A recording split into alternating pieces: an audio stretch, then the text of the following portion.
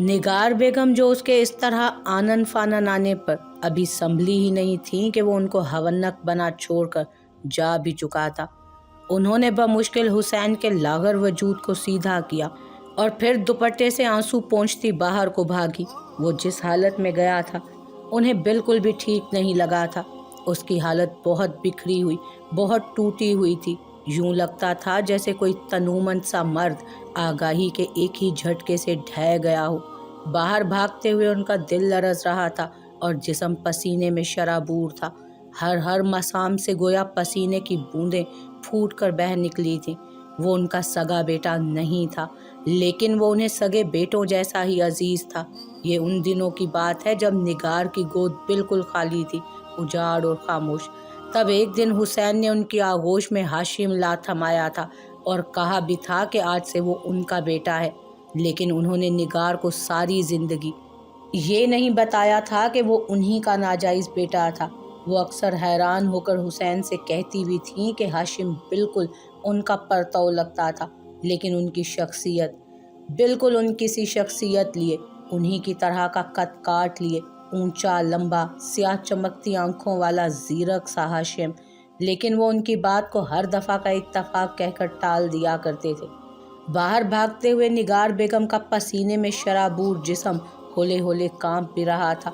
वो उनका सगा बेटा नहीं था, लेकिन वो उनके लिए सगों से बढ़कर था। उन्हें ये जान लेने के बाद भी उससे घिन नहीं आई थी कि वो नाजायज़ था। वो एक ऐसी औलाद था जो हराम की तस्कीन से वजूद में आई थी। ये सब जान लेने के बाद भी उनके अंदर उससे नफ़रत का कोई रंग ना जागा। किसी तनफ़ुर, किसी तज़हीक और किसी कमतरी ने उनका दिल ऐसे नहीं जकड़ा था जैसे हाशिम की टूटी बिखरी हालत ने जकड़ लिया था। और रहा वो वली, तो उसका इंकशाफ भी उन पर आज हो ही गया था कि वो भी उनके शोहर ही का बेटा था। हुसैन की एक और नाजायज़ औलाद, एक ऐसी औलाद जिसे निगार ने हमेशा उसकी पैदाइश की वजह से नफ़रत की थी। उसके वजूद से हमेशा घिन सिर्फ इसलिए खाई थी क्योंकि वो उनके मुकाबले पर नहीं था और उनके मुकाबले पर आ ही नहीं सकता था। वो एक कमतर और जलील इंसान था क्योंकि उसके माँ बाप ने उसे पैदा ही जिल्लत के साथ किया था। लेकिन हाशिम, आज उन्हीं का हाशिम उस सांचे में पूरा उतर रहा था जो सांचा उन्होंने वली के लिए तैयार कर रखा था। ये कुदरत का आखिर कैसा इंतकाम था? ये उस कहानी का कौन सा वर्क था कि जिसके उलटने पर दिल इस कदर कट जाया करता था? आखिर ये सब क्या था? लोग कहा करते थे कि कहानियाँ आगाज़ के साथ जुड़ी होती हैं, लेकिन क्या मैं तुम्हें बताऊं, कहानियाँ अंजाम के साथ नत्थी होती हैं। कहानियों का वजूद, उनकी बका और उनका सर्वाइवल हमेशा अंजाम के साथ जुड़ा होता है। वो औरत जिसने बरसों से हाशिम की तरबियत ही ऐसी की थी कि जिसमें इंसानियत का कोई शाइबा तक ना था, जिसने अपने हलाल और बरतर होने का घमंड और तकब्बुर कूट कूट कर अपने अंदर भरा था, उन्हें इतना अंदाज़ा न था कि एक दिन हकीकत का आईना इस तरह का अक्स भी दिखाएगा, इस तरह का रंग भी दिखाएगा। अपने बेतरह उबलते आंसू कांपते हाथों से पोंछते, उनका दिल हर आन समंदर की गहरी और लिपटती डूब डूब कर उभर रहा था। हवेली के दाखिली दरवाजे से कदावर गेट की जानिब जनूनी से अंदाज में भागते हुए उन्हें इतना अंदाज़ा था ही नहीं कि उनका हाशिम, हाँ उनका हाशिम उनसे खो चुका है, उनके हाथों से जा चुका है। किसी बहती नहर के मुँह और पानी में उसकी लाश आगे ही आगे बहती जा रही थी, एक ऐसी लाश जो इंतहाई नजस और बदबूदार होती है। वली उसी वक्त सरदार बाबा और बीजान के सवालों पर उन्हें मुतमईन करता वापस अपने कमरे में आया था, मगर लगता था कि कदमों से किसी ने जान सल्ब कर ली हो। धम से सोफे पर बैठते वो उस परीजादी के बारे में सोच रहा था कि जिसकी खामोश आंखें उसके अंदर कई दिनों तक की बातें छोड़ जाया करती थीं। अगर जो वो सरदार बाबा को एक दफ़ा भी इस रिश्ते पर गैर मुतमईन या परेशान देखता तो वो ज़रूर उनका हाथ रोकता या उन्हें उस शादी से मना करता। लेकिन मसला तो यही था कि उसने ज़मान को कभी इस रिश्ते पर कोई एतराज़ करते देखा ही ना था। आखिर वो खुद से एतराज़ करता भी तो किस बात पर? नफीस और उस हवेली के हर लड़के का किरदार तो उसे मालूम था। सरदार बाबा इन सब बातों से बेखबर नहीं थे, लेकिन बहरहाल वो उन सब बातों से इतने बाखबर भी नहीं थे कि जिनसे वली ने हमेशा उनके सामने निगाह चुराई थी। अगर वो जो उन्हें बता देता कि नफीस भी उन्हीं जहन्नुमी रास्तों का मुसाफिर है कि जिसका बख्तियार और हाशिम आदि था, तो क्या वो अपनी शफाफ आईने सी नाजुक बेटी का निकाह उससे होने देते? वो इस सब में कुछ नहीं कर सकता था।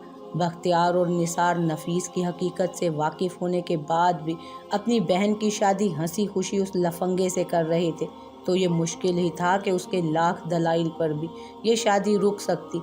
इसलिए उसने बहती लहरों के साथ ही बहने का फ़ैसला कर लिया।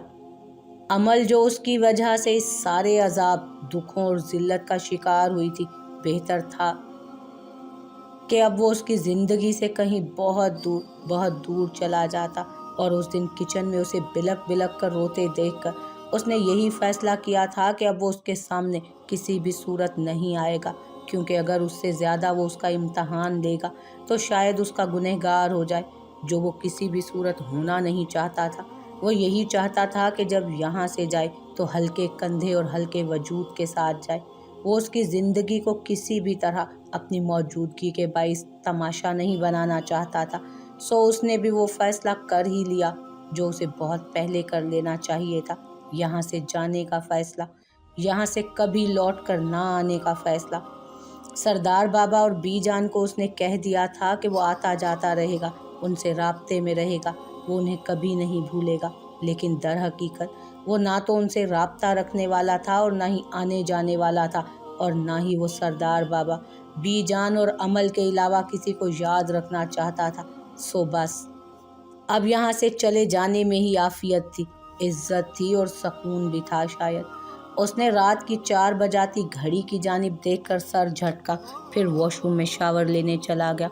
वजूद पर चढ़ती थकन और आसाब पर जमी बर्फ शायद इसी तरह पिघल सकती थी।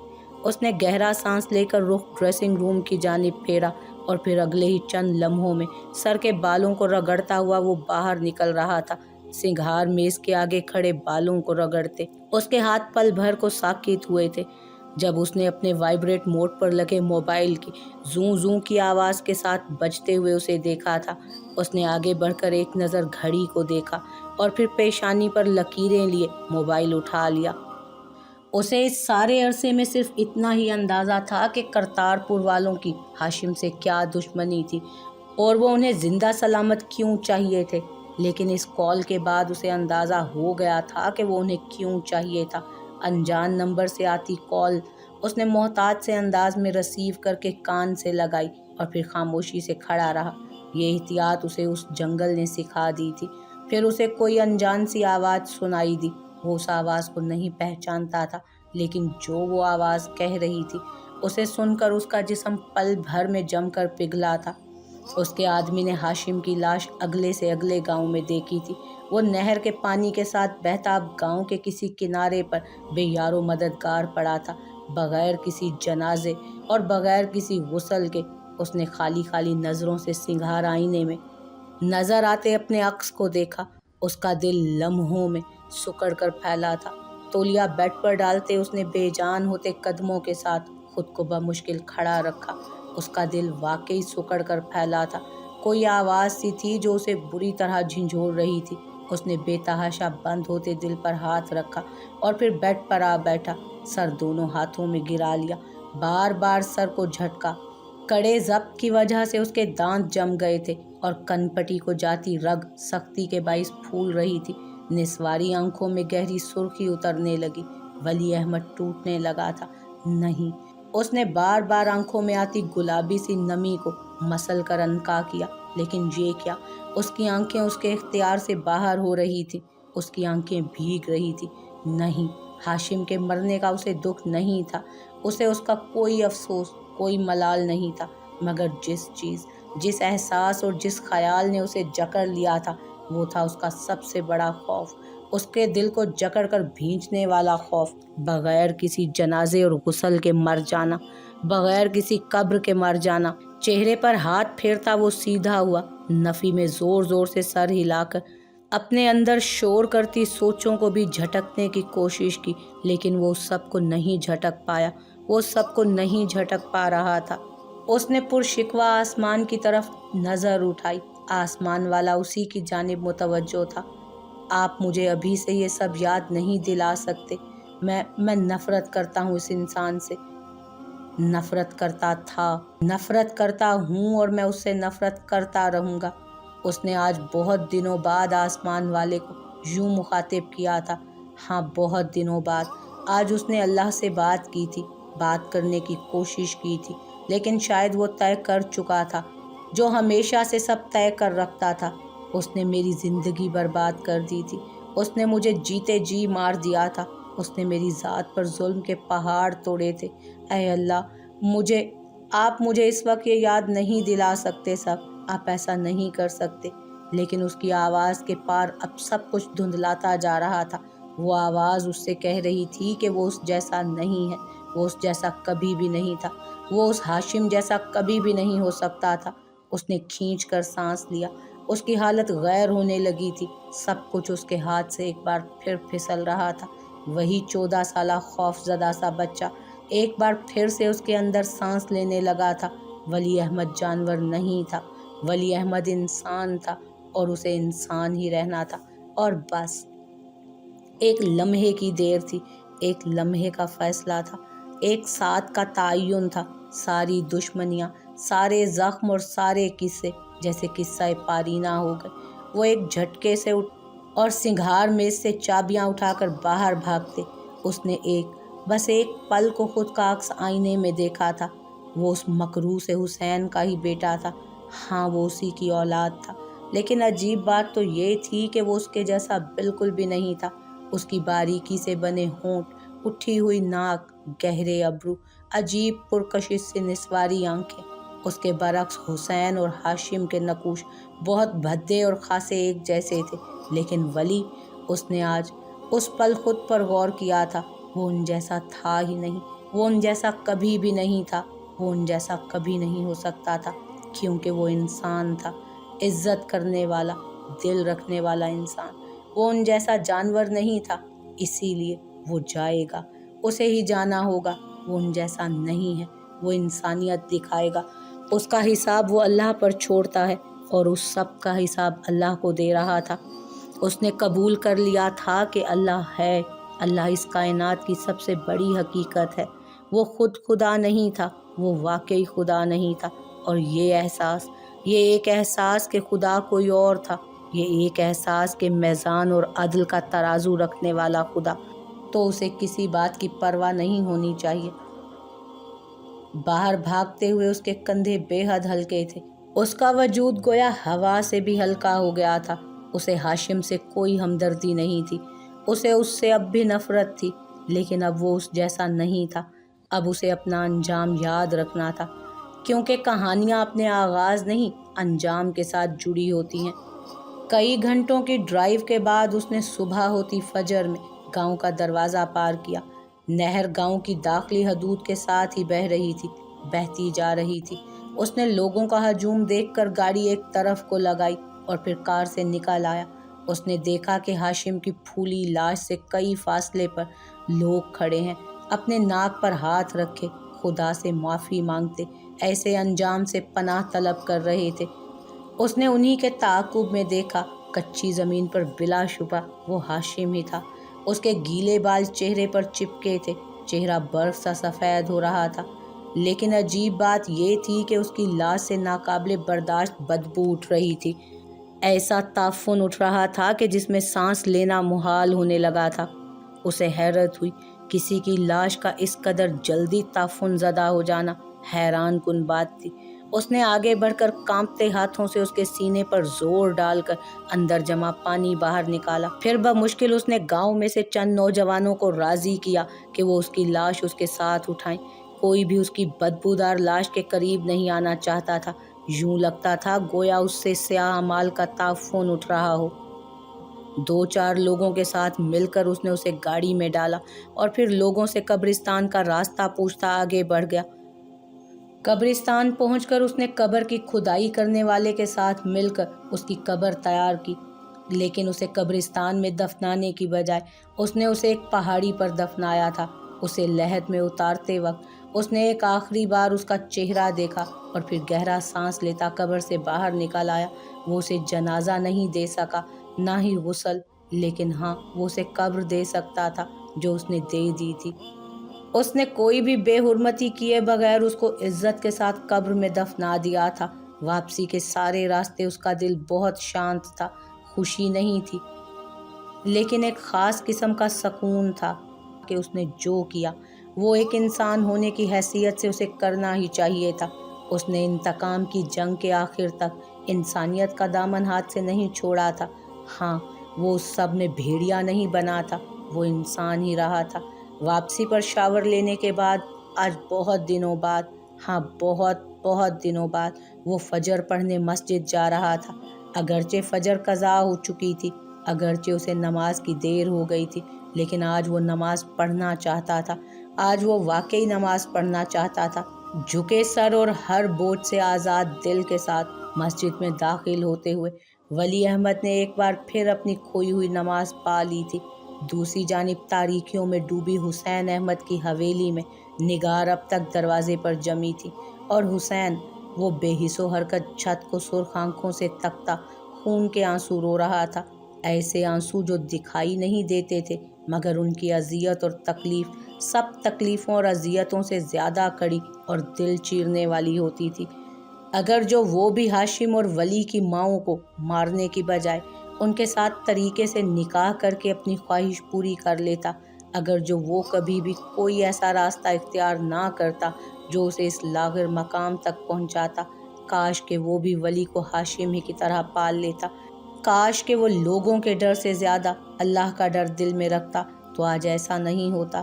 اس نے ہاشم کو نگار کی گود میں لا کر اس لیے ڈال دیا تھا کیونکہ پہلے وہ بہت گھبرا گیا تھا، وہ اس ناجائز بچے سے ڈر گیا تھا۔ لیکن جب ولی پیدا ہوا تو حسین اپنے گناہوں پر بہت شیر ہو چکا تھا، اب اسے کسی کا ڈر نہیں تھا اور نہ اسے مزید کسی بچے کو پالنے میں دلچسپی تھی۔ اس کی صحت کے لیے ایک ہاشم ہی کافی تھا جو کہ آج اس وقت اسے چھوڑ کر چلا گیا تھا۔ اس کی سرخ پڑتی آنکھوں سے ایک آنسو پھسل کر اس کے سفید بالوں سے چمکتی کن پٹی میں جذب ہوا تھا۔ کاش کہ وہ اٹھ سکتا، بس ایک بار وہ اس بستر سے اٹھنا چاہتا تھا، بس ایک دفعہ کی مہلت درکار تھی اسے۔ وہ ایک بار ولی سے ہاتھ جوڑ کر معافی مانگنا چاہتا تھا، وہ ایک بار اس سے کہنا چاہتا تھا کہ وہ اسے اس گہرے ہر پل رگوں میں سرایت کرتے احساس گناہ سے نجات دلا دے۔ وہ بس ایک بار اس کے سامنے اپنے کیے کی تلافی کرنا چاہتا تھا، اگر جو وہ ایک بار اٹھ سکتا تو۔ اس نے اپنا لاغر پڑا ہاتھ اٹھانے کی کوشش کی، گردن کے ارد گرد بچھی رگیں زور لگانے کے باعث پھول گئیں، دانت جم گئے، تکلیف بڑھنے لگی، آنکھوں کے آگے موت کا سا اندھیرا چھانے لگا، لیکن بے سود۔ اس سے ہاتھ اٹھانا تو دور کی بات، ایک انگلی بھی نہیں ہلائی جا رہی تھی۔ تیز تیز سانسیں لیتا وجود پہلے سے بھی زیادہ کمزوری محسوس کرنے لگا تھا۔ اگر جو وہ ایک دفعہ بھی اپنے کیے پر غور کر لیتا تو آج یہ سب نہیں ہوتا، لیکن اب یہ سب ہو گیا تھا، اب سب ختم ہو گیا تھا۔ اس نے بگڑے زاویے والے چہرے پر بہتے آنسوؤں کو بہنے دیا، کیونکہ وہ ان آنسوؤں کو صاف کرنے پر اب قادر ہی نہیں تھا، اب وہ ان کو صاف کرنے پر کبھی بھی قادر نہیں ہو سکتا تھا۔ اگلے ہی دن اسے قبر کھودنے والے کی عجیب سی کال موصول ہوئی تھی۔ وہ کہہ رہا تھا کہ ہاشم جسے اس نے اپنے ہاتھوں سے دفنایا تھا وہ اب دوبارہ قبر سے باہر پڑا تھا، یوں لگتا تھا جیسے کسی نے اسے قبر سے باہر نکالا ہو۔ اس نے ناسمجھی سے ابرو سکیڑے اور ایک بار پھر اس آدمی سے قبر کھود کر ہاشم کو اس میں دفنانے کے لیے کہا، اور پھر دوبارہ موصول کال پر اس کا سارا جسم سنسنا اٹھا۔ صاحب جی مجھے لگتا ہے زمین اسے قبول نہیں کر رہی، اور اس بات پر ولی کی پیشانی کا ہر بل ڈھیلا ہو گیا تھا، نگاہیں ساکت ہو گئی تھیں اور سانس تک رک گیا تھا۔ ہاشم کو زمین قبول نہیں کر رہی تھی، ہاشم کی لاش کو زمین نے اپنے اندر جگہ دینے سے انکار کر دیا تھا، کیونکہ ایک بار پھر سے دفنانے کے بعد اس کی لاش دوبارہ سے باہر دیکھی گئی تھی، اور اس سارے دن میں سن رہا تھا۔ اچھا تو ایسا ہوتا ہے بد دعاؤں کا پلٹ آنا، یا اللہ! اس کا دل جیسے لمحے بھر کو لرز کر رہ گیا۔ یہ احساس کہ مرنے کے بعد زمین بھی آپ کے جسم کو قبولنے سے انکار کر دے تو کیسا لگتا ہوگا۔ اس کی ریڑھ کی ہڈی سرسرا اٹھی۔ جس کا جسم یہ زمین قبول نہیں کر رہی تو آسمان کی جانب سفر کرتی اس کی روح کا کیا بنا ہوگا؟ کیا اسے بھی زمین پر زور سے پھینکا گیا ہوگا؟ کیونکہ بدکاروں کی تو آسمانوں پر جگہ ہی نہیں تھی۔ اسے ایک بات اس دن بہت اچھے سے سمجھ آ گئی تھی کہ انسان کو خود سے انتقام اور بدلے کے فیصلے کرنے کی ضرورت نہیں پڑتی۔ یہ تو ظالم انسان کے اعمال ہی طے کر دیتے ہیں کہ آگے جا کر اس کا کیا بننے والا ہے۔ ہاں، اسے کسی بھی قسم کے انتقام کے چکر میں پڑنے کی ضرورت ہی نہیں تھی۔ یہ اس کا کام تھا ہی نہیں۔ یہ اس کا کام تو بس اتنا رہ گیا تھا کہ وہ بس خاموشی سے کھڑا ان کو تباہ ہوتا دیکھتا رہتا۔ کرتارپور والوں نے ہاشم کو گولیوں سے چھلنی کر دیا تھا اور حسین کو محسن نے ایسی حالت میں پہنچا دیا تھا، کیا کہیں اس کے کچھ کرنے کی گنجائش باقی رہ گئی تھی؟ اس کی گردن میں گلٹی ابھر کر معدوم ہوئی تھی۔ زندگی میں پہلی بار اسے اوپر والے سے کوئی شکوہ نہیں رہا تھا۔ جس نے اس پر ظلم کیا تھا وہ سب آج اپنے انجام کو پہنچ گئے تھے۔ اسے کسی کو بھی جہنم واصل کرنے کی ضرورت نہیں تھی، کیونکہ جہنم واصل کرنے کے لیے تو ان کے اپنے اعمال ہی کافی تھے۔ اور ہاں، اعمال جو بہت سی زندگیوں کی بربادی کے ذمہ دار تھے۔ حویلی سے اپنا سمیٹ کر نکلتے اس نے ایک دفعہ بھی پلٹ کر اس حویلی کو نہیں دیکھا تھا، کیونکہ وہ جانتا تھا کہ اگر اس نے اس حویلی کو پلٹ کر دیکھا تو وہ پتھر کا ہو جائے گا مگر اپنی جگہ سے ہل نہیں پائے گا۔ اس حویلی سے بہت دور جاتے اس نے اپنی محبت کو ایک رات پہلے ہی خدا حافظ کہہ دیا تھا۔ اس کی چلچلاتی دھوپ جیسی زندگی میں ٹھنڈی پھوہار جیسی محبت، اس کی زندگی کی واحد آسانی، اس کی آتی جاتی سانسوں کو معطر کر دینے والی محبت، ایک ایسی چاہت جس نے اسے گرم تھپیڑوں جیسی زندگی میں نرم بہتی ہوا کا احساس دلایا تھا، جس نے اسے یہ بتایا تھا کہ اس سب میں اس کا کوئی قصور نہیں تھا۔ وہ اسے رلانا نہیں چاہتا تھا، وہ اسے رلا کر نہیں جانا چاہتا تھا، لیکن وہ کیا کرتا؟